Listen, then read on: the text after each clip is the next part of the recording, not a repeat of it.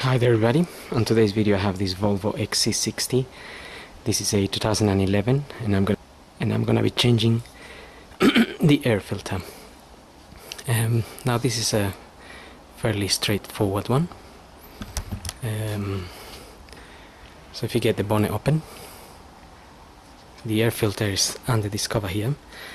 We just need to loosen these Torx screws. There is 1, 2, 3. There's 6 of them, and they are T25.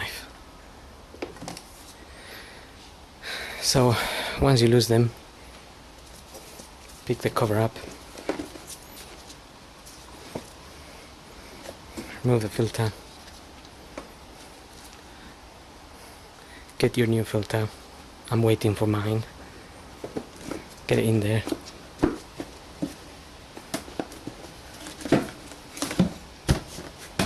Refit the cover and tighten the Torx screws, and that's pretty much it. So hope this video helps, and thanks for watching.